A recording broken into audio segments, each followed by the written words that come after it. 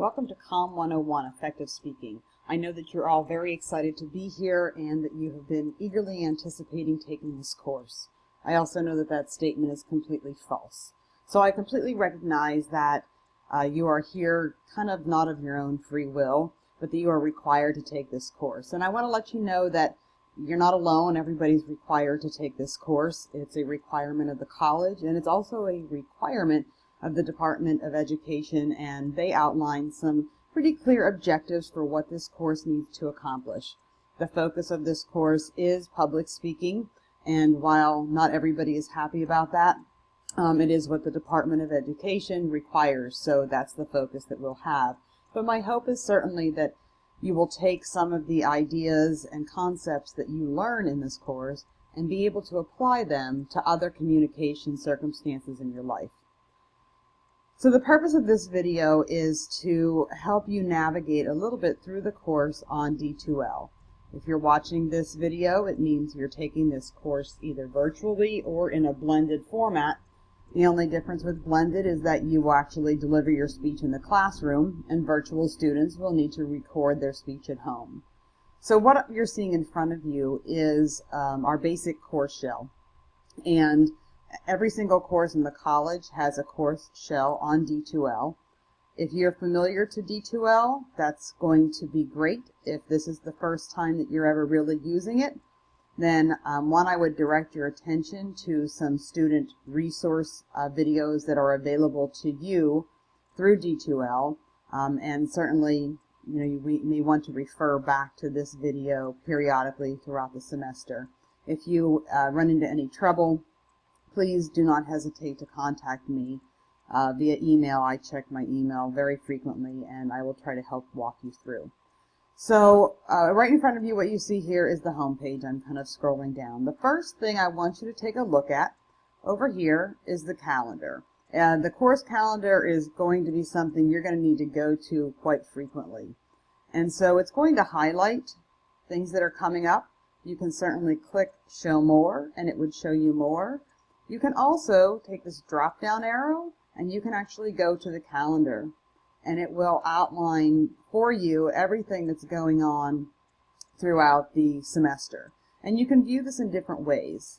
One of the nice features is that it does list for you, and you can also click Print, and you can print this calendar out. So whatever way works best for you to organize, you want to use that. If you want to copy this into something, if you want to print it out, whatever works best for you.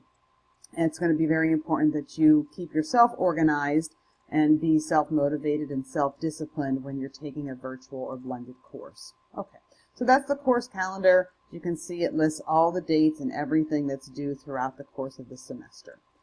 Now we want to go back to the course home page, so we can just go here to the navigation bar and click to the course home. The next thing I want to draw your attention to is the content browser. And the course is organized on a weekly basis. So in order to see all the different things, you can see them here. But what I'm going to recommend is you just go ahead and click on Content Browser. And that's going to take you, hopefully not too long here, to the content of everything that we're going to do in the course.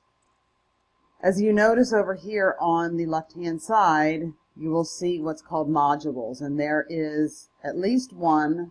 I would like to point out there are sometimes 2 modules for each week in the course. And once you click on that module, you're going to find, I'm going to do the week 1 start here. Once you click on that, you're going to see that within each module is something called a submodule.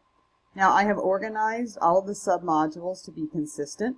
The first thing you'll find is an overview. And the overview is just going to be a brief summary of what we'll do for the week, as well as a checklist for that week, and that's going to be a valuable tool for you to use to try to stay organized. So if you cross-reference the calendar with the checklist, you should pretty much be assured that you will make sure that you have everything done that you need to have done. The course syllabus is something that I need to insert, but you'll find that in the Start Here module. So an overview. Second area is lesson content. And there can be more than one lesson content submodule. What I try to do is break this up into subject areas. So you'll have lesson content. The third thing is activities and assignments. This is anything that's due during the module. And finally, there are links for questions and comments. There's going to be graded discussions, but there are also 3 discussion posts that are specific if you have any questions about course content, about technology questions, or course assignment questions.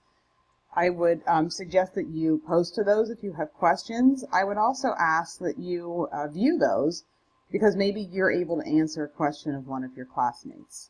Okay, so we've reviewed the calendar and the content. And again, the content's organized week by week, and you will find resources for everything that you need in here. I should also mention that it's perfectly fine if you want to work ahead. If you, let's say you know that you have a busy week coming up down the line for the summer, maybe you're going away and you want to work ahead, it is absolutely okay for you to do that.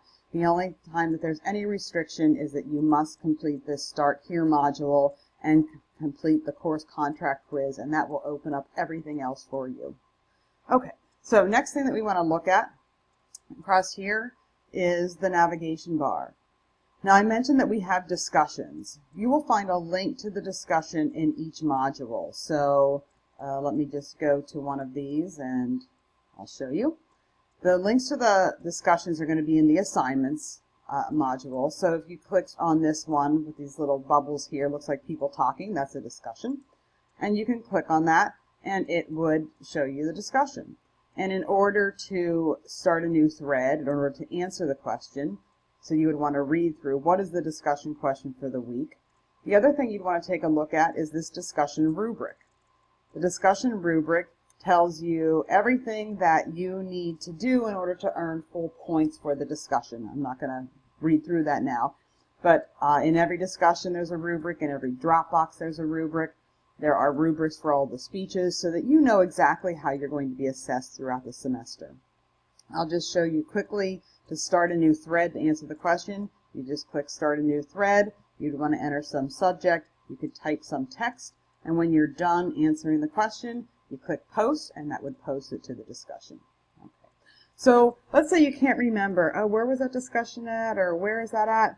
I'll tell you that I link out to those in the calendar. But the other place where you can get to every discussion is through this Communication tab on the navigation bar. And if you go there, it's going to show you every single discussion that we have for the entire semester. So there are always numerous ways that you can get to the material. Okay, so the course home would take us back to our course home. In content, you can get to checklists. You can also get to content.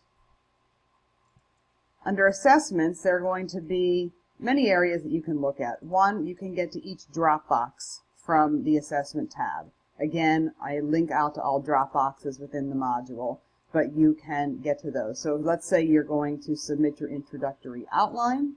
You would just click on that. Again, you would find that rubric that's in there, so you could take a look. Did I have all the pieces that I need? In order to add something to the Dropbox, you click Add a File, and this allows you then to search on your computer. Click Upload, and you can go to wherever it is that you have, if you have it on your documents, if you have it on a flash drive, wherever it is, just double click it or click it and then click Open, and it would upload it there. Anytime you see a blue button, you want to click that, you would click Add. So I'll just do an example for you. Click Add. You'll see that it's displayed right there. If you find that you submitted the wrong file, you can just click that X box. And again, scroll down and hit then that Submit button. I'm not going to do that because I don't want it to show in there. Okay. All right. Also under the Assessment tab, so there's Dropbox, there's also Grades. I highly, highly recommend that you view your grades throughout the semester so that you don't have any surprises. If there is a 0 in something, that means I didn't get it from you. If you think that you did submit it and there was an error, please contact me.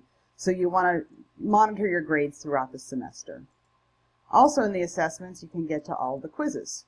So again, quizzes are linked out in the modules, but if you aren't really sure, if you're like, wait, I don't remember if I took that quiz, and then if you click on it, it'll take you to the quiz and you can take that.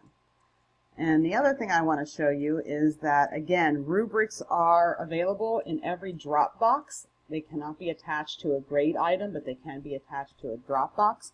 and to the discussion. But if you're not sure, you can click the assessment, go to rubrics, and it will show you every rubric. So again, you can click on that, and if you want to view the rubric, you could preview it, and it would pull up the rubric, and you could see everything that's in there. So again, a valuable tool for you. The final thing that I want to show you is just how to set your notification, and I have a separate video about this. But up here you'll see your name. It's my name right now. If you click on that and go to notifications, it's going to tell you every way that you want to be notified. So if there is new content that's added, you want to click that if you want an email. Okay? And up here it will tell you which email address that it's going to send it to.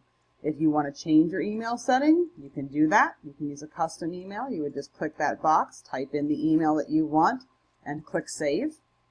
I'm going to keep it as that. I highly recommend that you receive notifications for, when the quiz is 2 days away, that the period's closing. Any news updates, you would want to be notified about that. So it may generate a few extra emails for you, but it's better to know that information than to not know that information. And generally speaking, that's the course on D2L. Those are the main areas that you'll want to look at. You see these icons up here. If you have email, you can just go to email. Sometimes students get a little confused about this. You're like, well, I can't see any of my messages. If you go and click on all messages, then it will show you all of your messages. This one over here allows you to know if there's been items that have been posted to the discussion, and this middle one would be for any news items that were posted. So if you see your red dot by any of those, it means you have something you have not viewed.